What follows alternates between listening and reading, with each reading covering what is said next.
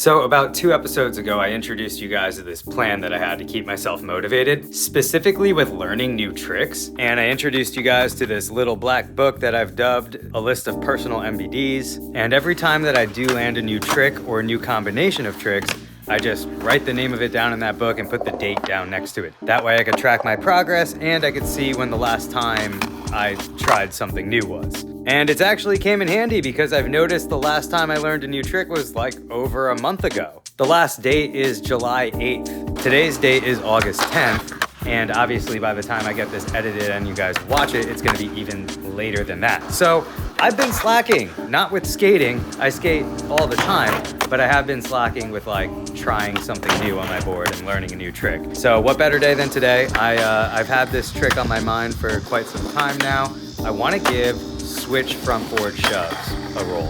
And I feel like it's something that's within my reach. I can do switch front boards and switch front boards back to regular, and shove out is ultimately the same thing. I just gotta keep my body square and land switch instead of regular. And this trick actually didn't really turn out to be that much of a battle, though I'm not gonna say it was like the easiest. It maybe took me 15 minutes to learn this one. I was not happy about that roll away, so I needed to clean that up just a little bit and get 2 to make it true.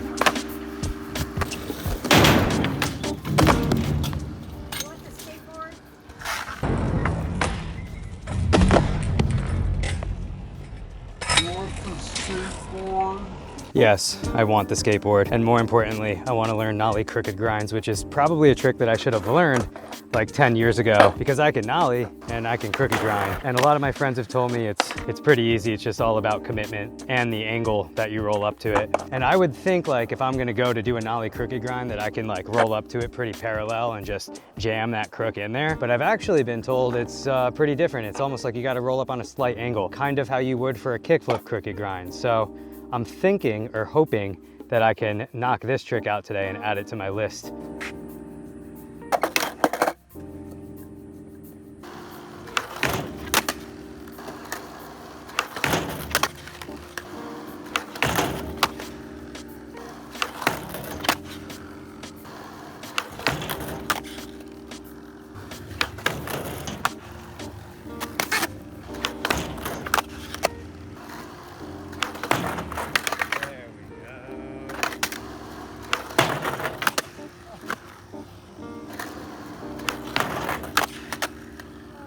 All right, so I've landed a few, or a couple, I should say, but they've all been pretty ugly. I'm trying to get the one I want so I can actually count it.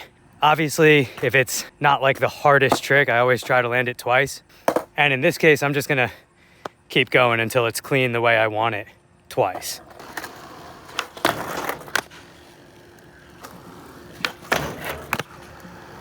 If you can't tell by the amount of sweat, that wasn't exactly not a battle. The time in between me landing the first nollie crook that I was satisfied with to the second one that I was satisfied with was a battle in itself. So clearly I am not very consistent at this trick yet. I kept locking into like nollie nose slide, which is the most annoying thing when you're just trying to jam your truck in there.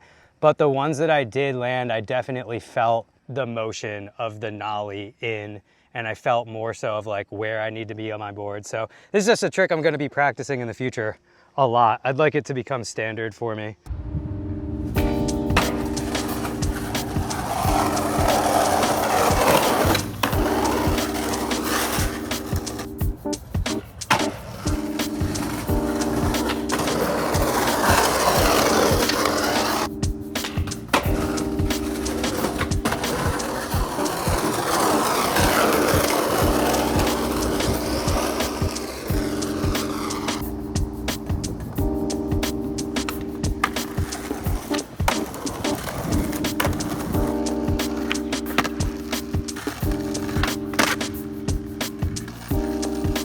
So I've honestly just been skating a little bit of everything, as much of everything as I can. I've also clearly been skating a lot of flat ground lately, but mostly I've been skating street a lot, just hitting a bunch of different street spots. Quite honestly, it's because where I live in Missouri, I'm like in Northeast Missouri, there's not a ton of skate parks here, but there are a lot of really good street spots like this one, for example. I call it the wave. It's sort of like a quarter pipe / bank thing, and it's right on the water. So it's super scenic and awesome to come skate here at any time of the day.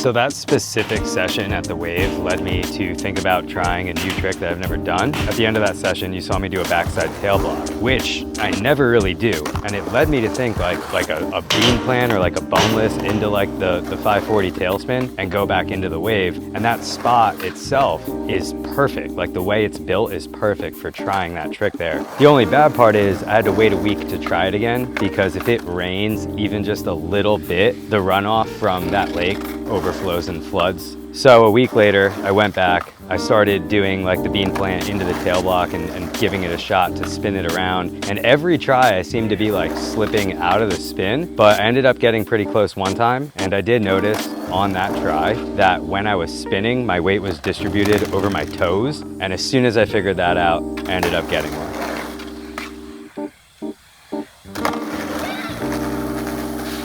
And adding another trick to the list of personal MBDs. And today it is really, really hot outside. We get super bad humidity here in the Midwest, so it's like 97 degrees outside, but it feels like 110. And I just set up and built this mini ramp in my backyard. Shout out to my friend Bobby who helped me put it together. I'm not really too sure like what personal MBDs I'm gonna be trying on this right here, right now in this heat, but I'm just gonna warm up, see where the session goes. And I do have a few tricks in mind that if the heat allows me to, I'd like to give them a shot. Just kidding. I did not skate at all yesterday. It was way too hot. And shortly after that, it actually started thunderstorming super hard, and it didn't stop until this morning. And the one thing I have learned is that the average rainstorm here in Missouri is called a Category 2 hurricane, where I'm from. So it rained like hard as shit last night, man. But on the bright side, it's a lot cooler outside now, so I'm definitely gonna skate. And the ramp survived its first rainstorm.